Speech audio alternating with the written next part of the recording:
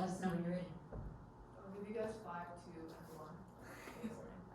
So have you given some thought, talking to the shorten, what would shorten in the beginning and the end, and trying to keep it under, what was the time you said? 1 We'll minute. keep it under time. So, okay.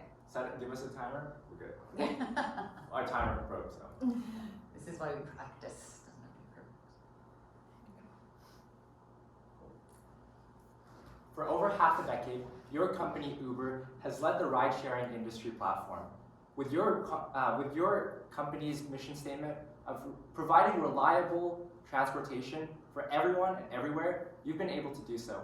However, with the past few years, you've faced many issues in terms of ethical dilemmas, and as well as internally as your company, and as well as expanding globally.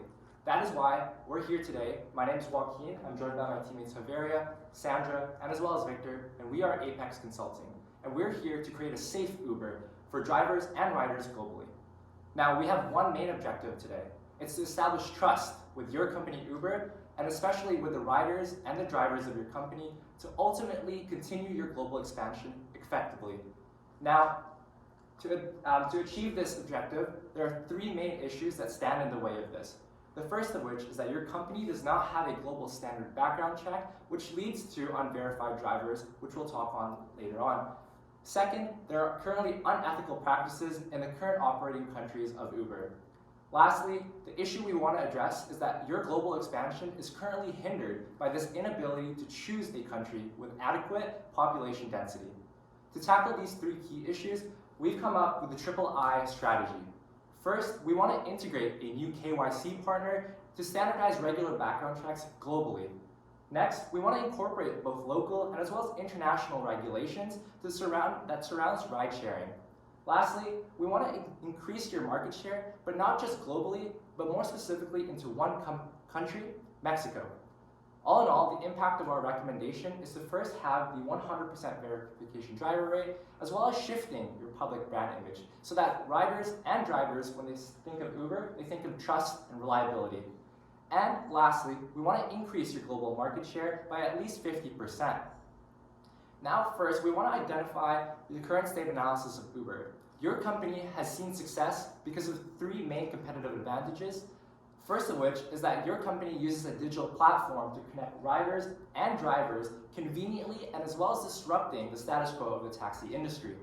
Next, your users, as more users come and use Uber, you reap the benefits of network effects that improves your experience and the value of each service every new member that joins in Uber. Lastly, the strategic partnerships your company has with companies like American Express, you've been able to leverage domestic knowledge and resources as a company. Looking at the competitor map, you can clearly tell that Uber leads the market with the most amount of convenience and the least amount of price. However, companies and competitors like Bolt, Lyft are on the come up. And although your company operates in over 58 countries and valued over $40 billion, trust is fading. The key takeaway here is that trust is important and vital for your company to continue your success as a ride-sharing platform leader. Looking at the future state analysis at where Uber wants to be, we first must identify your current business model as being the disruptor. However, being the disruptor and having that first mover's advantage is not lasting your company. Companies like Lyft and Bolt are on the come up by trying to copy your business model and cutting you off in terms of price and convenience. However, to tackle this, we want your company to have a more defined future with defined core values and as well as competencies to ensure that you can outlast these competitors. As well, your company has ethical challenges of your business model, such as the price gouging, and this leads to less trust of your company. That's why we want Uber to address the mistakes of the past and begin to regain trust for your riders and drivers. Now, to get to this future, we want to first identify the first key issue, which is the standard background check lacking globally. Currently, there's definitely many inadequate driver's licenses across the world, with an example being in Australia. More than 6,000 drivers in Australia were caught driving without adequate driver's license, and as well in the UK, there was over 14,000 trips that was made without having a authorized driver's license. This is done so because of the poor background check done by your company, which only requires a one-time check when you sign up as a driver, and then another one year later on.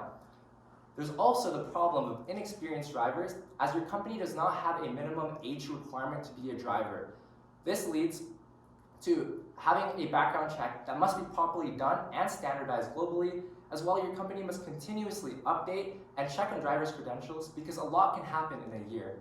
And lastly, you must integrate stricter regulations with a company like Checker. So how exactly can Uber solve the standardized background check process? We recommend CheckR, and there are two main considerations that we chose CheckR for. The first one is that CheckR has already had an established partnership with Uber in the US, and so you guys, you as two companies as a partnership already have a seamless workflow that can make it easier for you to expand globally. The second consideration is because of CheckR's capabilities, and there are three main things. The first one is that CheckR is present at every single country that Uber is already operating, and so it will be easy for Uber to expand globally. The second one is that CheckR has a dedicated team in each of these countries to make sure that the background check process is updated regularly with the current regulation in those countries. And the third one is CheckR provides a variety of checks that Uber requires, including background check, driving check, and also criminal record checks. Now let's look at the new background check process with CheckR in the picture. Let's look at Laura. She wants to apply to be an Uber driver to have extra additional income. However, Uber needs to complete a background check on Laura. That's why Uber will send Laura's information to CheckR. Now CheckR will complete a thorough background check, including criminal record, driving record check, and international background check. And each of these checks will be customized to the location that Laura is in. However, we will also add another one on top of this recommendation. So we will recommend a two-layer database update to make sure that this database of Uber's driver is regularly updated. So Uber will mandate CheckR to have a 6-month regular database update to make sure that each and every one of the Uber's driver is regularly checked. And the next one will be Uber will mandate CheckR to have an automatic alert if there's any new record update to the Uber's driver background check. In terms of our implementation timeline, there will be two main things. The first one is process analysis and design, and the second one is change management. And this implementation timeline will last around 2 years or 8 quarters. The most important milestones here is that the proof of concept will be approved by week 4 and by quarter 4 and roll out by quarter 8. And the most important KPI is the background check flow time will be decreased by 50%. In an ideal organization, the interests of stakeholders are put at the forefront, and also any potential ethical concerns by the public are addressed in a streamlined and comprehensive manner. This is not the situation you face. You need to incorporate and address all ethical concerns, and we started off with evaluating your current lawsuits and regulations that you're facing into 3 categories: data breaches, labor complications, as well as driver accidents. With data breaches, we found security concerns regarding drivers as well as users, such as your consumers, through frequent hacking incidents due to all third-party regulations and organizations that you work with different around the world. With labor complications, there are pay issues with drivers who are categorized as independent contractors versus full-time employees that are different around the world. And finally, with driver accidents, there are complications surrounding your liability in accidents due to driver negligence. With this, you need to start valuing public perception as well as building consumer trust through 2 ways: evaluating your current issues, and then also having a streamlined process on prevention as well as how you can address these issues as they occur. With data breaches, we recommend you to look into Palo Alto Networks, which is a global cybersecurity leader that will help you address your data breach concerns in 3 ways. The first being regulation and sensitive and regulated data, ensuring your stored data is free from malware from antiviruses, and also preventing publicly exposed sensitive data by automatically and continuously monitoring your configurations. With labor complications and driver accidents, we found that this can be solved by one strategy: classifying drivers into independent contractors and full-time employees based on the number of hours they work, as well as the different regulations and lawsuits in each country that you're operating in.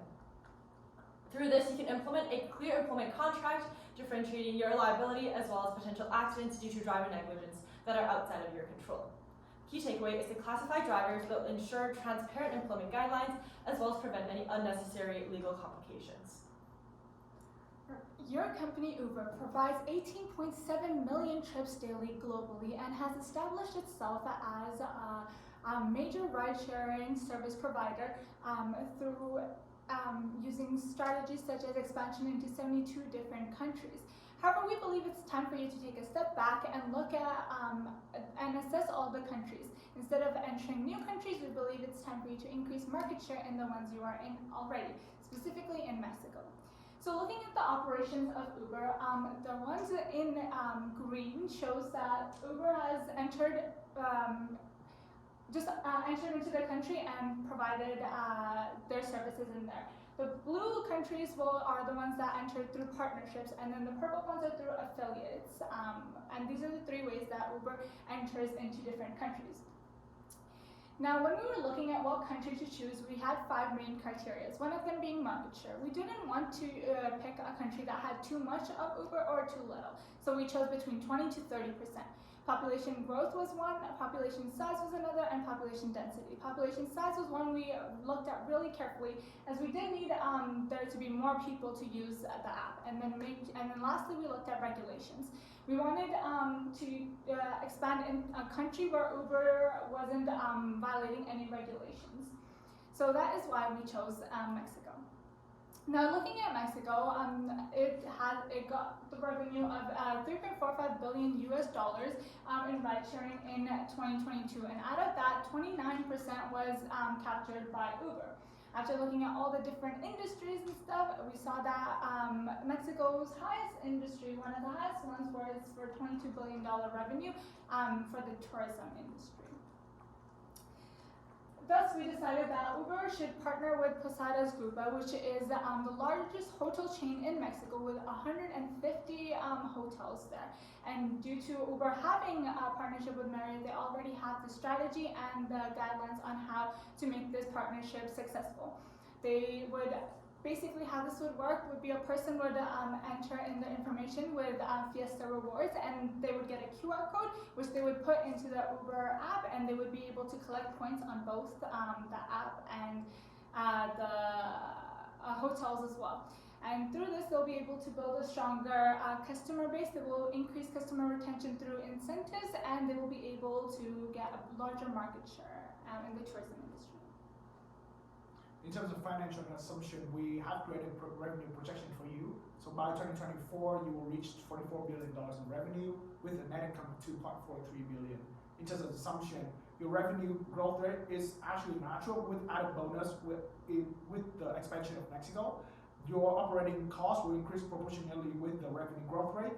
And we also assume that there will be a $500 million operating cost saved because of the streamlining of the background check process. To recap our presentation, we were here today to provide one objective for your company, Uber, and that was to establish trust between your company with the drivers and, most important stakeholder, the riders, your customers. Now, the 3 key issues we identified will all be tackled, but with our strategy called Triple I. Through integrating, incorporating, and as well as increasing the market share in Mexico, you'll be able to continue building trust and reliability to your customers and your drivers. Thank you for listening. We open the floor to any questions. Thank you very much. First, may I say that the students were given this case, and how much time did you spend on it? Because we know it's your 5-hour case practice. Oh, it was 5 hours. Yeah. Okay, good. I was like, okay. I was concerned if it were 24 hours. It's really good to know. This is 5 hours, and that's the, when I'm saying that, are you okay? Yes, yeah, we're okay, thank you. Sorry. I have a much bigger case for them now, for the 24. Did you, because, you know, we haven't been able to seclude people into it, do you feel like you spent 5 hours putting together the presentation? We did Was it. it all at one We block did of it. time? We timed it, we sent it to you at, I believe, 11:04, and we started at 6:04. 6. Yeah. Perfect. That's what I wanted to know, because I think You've done an excellent job on a lot of areas here in terms of the consistency across the slides. I liked, can you come back to slide number 22, is it? Not that one, no. 22, you got it, sorry. Back. Hang on a second. I forgot to write it down. Okay, basically I'm looking at the, what do they call the breadcrumb along the bottom. So, I mean, even to the point where you make sure you use that all I all the way through. You're obviously very experienced at this, to put something like this together. The couple of things that I'm kind of looking at, so I wanted to say that first. I also, could we come back to the ethics slide number 2? What's that? Nothing. I don't know. Slide 2. Someone wants the JC West has to return? No, this is Sanders. Oh, okay. I have one. I can give it to you. Good thing you're here. What? I can trade you. I have one. It's fine, it's fine. This is slide number 2.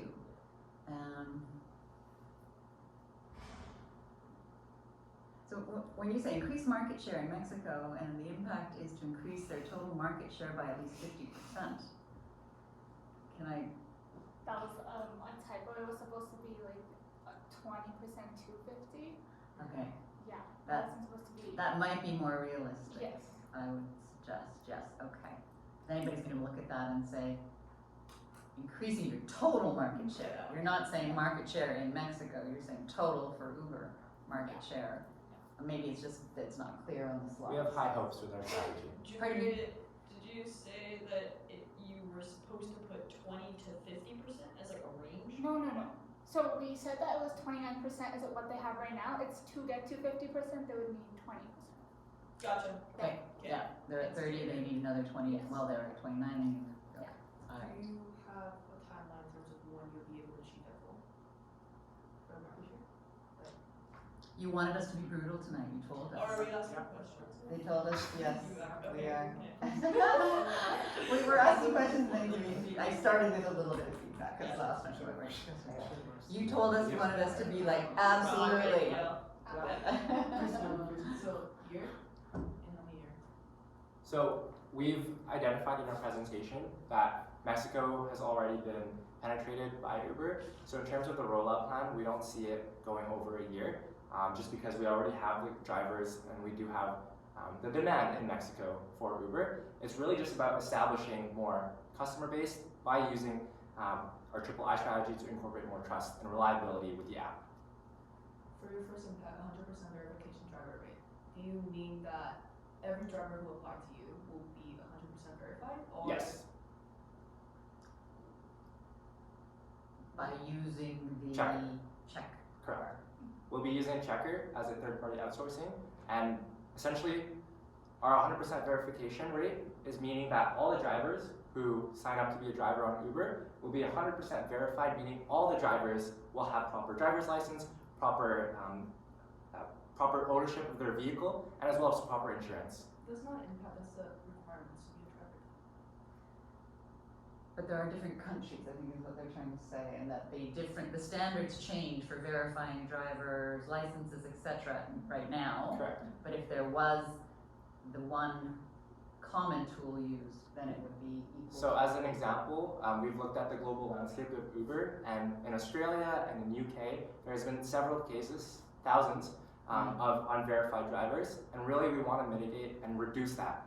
And we want to make sure that all drivers have the valid credentials to be an Uber driver. So to become an Uber driver today, you actually do already need to undergo background checks. So let's assume that this checker thing is like more than what they already have. If people have to go through background checks and get paid less being an Uber driver, why would they not just become a cab driver if they have to go through this big process now? To answer your questions, if you have to go through a taxi driver, if you want to be a taxi driver license, you actually have to do more in terms of the verification itself. So instead of having just a proper license or driver license, you would also need a taxi driver license on top of that. And that will also cost them money to apply and actually have doing tests to get that verification. And so in terms of the cost and benefit analysis, Uber will actually give these drivers more flexibility, but also give them less in terms of the proper license. Of course, this will also based on different regulations per country, but generally speaking. So it costs Uber money, is what you're telling me. Not necessarily, no. So But who's paying sorry, for this? Who's paying for this? for The background check. well, Uber will be paying for this specifically, but the one main thing that we use Checker for is because that streamlining process across all countries. Because right now Uber is using either third-party background checks for each of the countries, or they will partner with the government themselves. And so that process is really siloed in different countries, and that will create extra costs for Uber. So one of the reasons why we want to use Checker is that you can have one main streamlined process for all of the countries, and so that will actually save costs for Uber. How much? We have And not. can you pull up your financial statements? What's operating costs? How is that accounted for in operating costs? So we assume that there will be a 500 million operating costs saved by streamlining background check processes, and one of the main assumptions. Sorry. Save? Yep, saved. Okay. So that will be reused basically. And one of the main assumption here is that you don't need to have driver management team on each of these countries to make sure that the background check process is done correctly throughout the whole countries in each of the country. Whereas Uber now can have this one centralized driver management team that is partnered with Checkr to make sure that all of these countries, all of these drivers are checked thoroughly. In recommendation 2, you said you were now going to turn some people into full-time employees. How is that accounting for costs? Because that's really expensive. The drivers are already full-time employees in the States, but just not worldwide. It's not implemented in a streamlined manner. So, for example, if there was a Uber driver in the States and he works 32 hours, he might be deemed a full-time employee in the States, but not a full-time employee, and instead an independent contractor if he were to be working in a country in Asia. Can you ask a question more on Google that?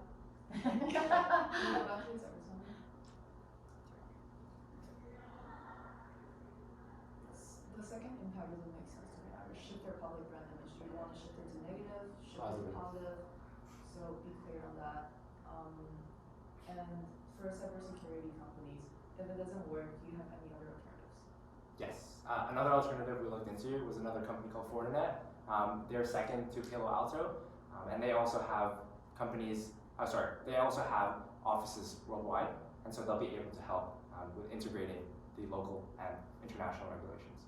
What are the criteria for you to select companies? Really, we're looking for a cybersecurity company that leads the market, as we know that they're compliant with PCI and data governance. And we also want to make sure that companies that we're partnering with really have a good sense of data privacy, as well as ensuring that the company doesn't have any, negative impacts in the past with other companies.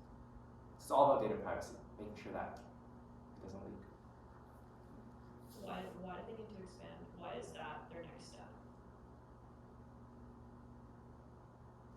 Sorry, do you mean like? Or why are they increasing market share in Mexico? Like, why do they need to increase market share in the first place? Why is that a recommendation? You're looking to expand your consumer market within all regions around the world. So by first addressing the issues that you're facing internally as well as external public image, and then also addressing the lack of market share within Latin America as well as Asia compared to other regions around the world that you currently operate in. What alternatives to regional expansion did you consider? So we considered EMEA, APAC, and as well as LATAM, like we mentioned. But ultimately, like Javier mentioned in the decision criteria, it all came down to the population density and as well as a country that doesn't have as many regulations or as many lawsuits that Uber has had to deal with. Really, at the end of the day, we want Uber to focus on one rather than expanding too fast, too soon, because as a result, there's been many lawsuits and there's been many things out of control for Uber that will not be done if we focus on one area to start with in LATAM, which is Mexico. And just to add on, we just didn't look at regions, we looked at all countries they actually work in, so all 72 of them, and we did create and analyze guys, and then these were the top 5 that we had to choose from. What I'm hearing though about Mexico is that there's less regulations, and so you're gonna go there. But isn't your whole thing that you want Uber to become a little bit more ethical than they were before? Yes, so there are regulations, when we mean like there's less issues with Uber, we don't mean like that they're being more unethical, it's more that the government is less likely to interfere. So we still want Uber to be ethical and want them to follow what we're providing them. It's just that there won't be more government interference while they do that. Going back to the first recommendation, yeah, people may not have criminal records previously, but they can still commit crimes and also be poor drivers after the fact. How are you going to deal with that? Yeah, so can we go to the next person? Yeah, to answer your question, that's why we have the 2-layer, to answer your question, that's why we have the 2-layer database update. So the first layer would be, check all would be mandated to do a 6-month regular update for every single Uber's driver background checks. And the next one is that if check or actually identified a new criminal record or a driving record update on the drivers, they will notify Uber right away. And because of this, if the driver themselves actually committed a crime, or if the Uber's driver actually committed a crime, Uber will know right away and can also either end the contract or provide additional training for them.